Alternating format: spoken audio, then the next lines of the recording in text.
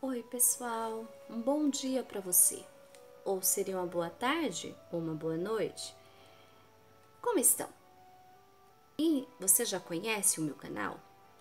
Já se inscreveu? Já compartilhou? Meu nome é Lenilce. Eu sou enfermeira, educadora musical, especializada em transtorno do espectro autista e de neurociência. E venho compartilhando com vocês alguns assuntos muito importantes da atualidade. E para tanto, eu preciso da sua ajuda. Eu preciso que você faça parte da minha história.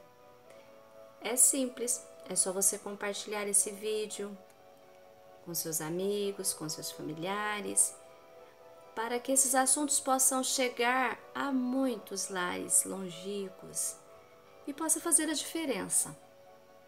Assim como as informações, quando chegaram até mim, fizeram muitas diferenças. Hoje nós vamos falar sobre o luto. Luto, Nice? Como assim? Você não disse que o seu assunto é autismo e música? Sim, pessoal, isso mesmo. O assunto que mais quero compartilhar é a música e autismo. Porém, preciso falar de luto. E você vai entender por que eu tive que abordar esse tema tão sensível e ainda mais vivendo neste momento a pandemia que tem trazido tantas perdas para nós. Eu já vivi o luto de várias formas e em respeito a muitos lares mundo afora que já viveram, que estão vivendo o luto, precisamos conversar sobre ele. Sabe por quê? Quando a gente entende, a gente respeita. Quando a gente respeita, a gente acolhe. E quando a gente acolhe, a gente ama. E quando a gente ama, a gente exerce um dos mandamentos principais, que é amar o próximo como a si mesmo. E precisamos compreender então o que é luto. Luto são os sentimentos que envolvem uma pessoa quando ela sofre uma perda. Essa perda pode ser pequena ou pode ser uma perda grande, depende. E olha que quando eu falo uma perda grande, uma perda pequena, às vezes a gente quer mensurar essa perda, porque é exatamente isso que o ser humano faz. Ele quer mensurar tudo, quer medir, quer dar tamanho. Mas para a pessoa que perdeu, que seja aquele anel que ela ganhou da avó, que seja o emprego, que seja o casamento que acabou, que seja o marido que faleceu ou o filho, essa perda, para ela naquele instante, ela é muito grande. E por isso é importante a gente compreender, porque a gente precisa respeitar. E cada pessoa, ela aceita o luto, ela convive e ela vai viver o luto de uma forma diferente, de uma intensidade também diferente. E sabe, eu já vivi o luto de várias formas. Na enfermidade, quando eu perdi meus pais, perdi minha filha com câncer, e nada foi fácil. Recentemente perdi meu marido e tudo isso nos traz muitas angústias quando a gente desconhece o processo. Logo, o luto é um processo emocional. É o vazio que sentimos quando nós perdemos algo ou perdemos alguém. Está muito relacionado à forma que a pessoa se relaciona ou como a pessoa vive os acontecimentos diários, como ela encara a vida. Para uns, o luto é eterno, para outros, apenas uma fase da vida. Certo é que o luto deve ser respeitado, deve ser vivido e deve ser sentido. O conhecimento nos permite que estejamos atentos ao ponto que esse luto pode virar ou pode se tornar prejudicial. E para isso, nós vamos conhecer então as fases do luto. Segundo um estudo de Elisabeth Kübler-Ross, médica psiquiatra suíça, o luto tem 5 fases: a negação, a raiva, a negociação, a depressão, a aceitação. Depois eu vou deixar para vocês um ou dois artigos que fala um pouco mais aprofundado sobre isso, para quem tiver interesse, para buscar e ler, porque o conhecimento nunca é demais. Então vamos lá, falar então da primeira fase do luto. É a negação, é a chegada da notícia. A gente chega a verbalizar. Não, não é verdade, isso não pode ter acontecido, não com fulano, não com ciclano. Ao negar é uma forma de proteção, apenas para encarar a situação. Isso acontece quando a gente entra no consultório e recebe a notícia e diz: sua filha de apenas 2 anos está com câncer. Isso eu vivenciei.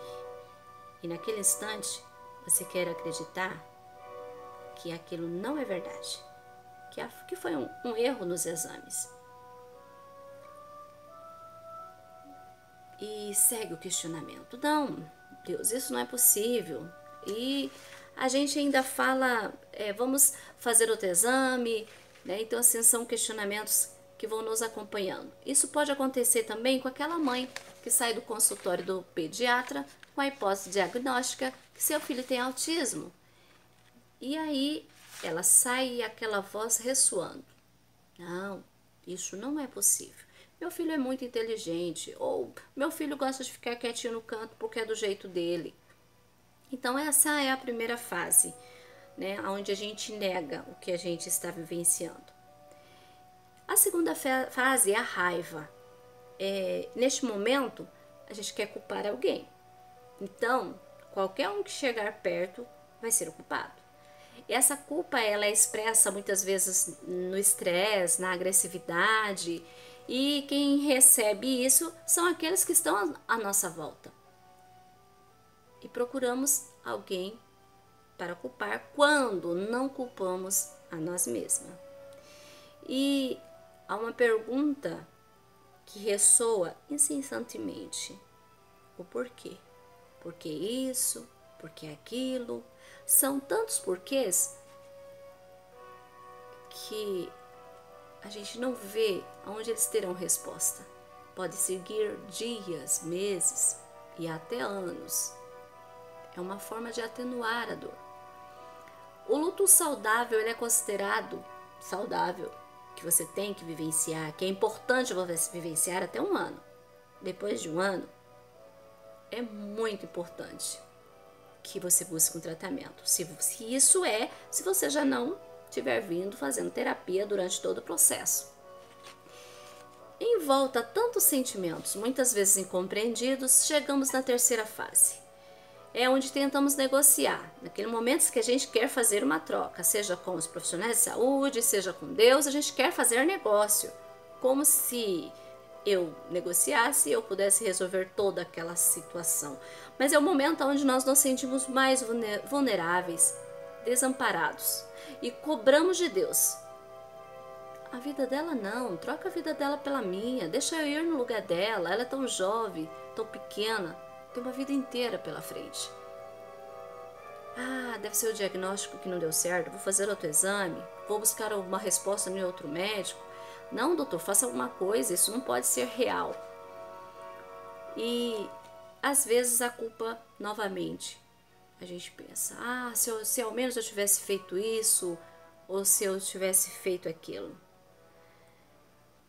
Então, é muito importante que nós possamos reconhecer em que momento do luto nós nos encontramos diante de uma dor. Seguiremos falando do luto no próximo vídeo. Eu te aguardo e não sai daí antes de dar o seu like. Compartilhe. Porque lembre-se, você precisa fazer parte dessa história. No próximo vídeo falaremos da 4ª e 5ª fase do luto. E mais uma vez eu vou te cobrar. Só você pode me ajudar a levar essas informações em lugares que ela precisa chegar. Só compartilhe. Conto com você. Um abraço.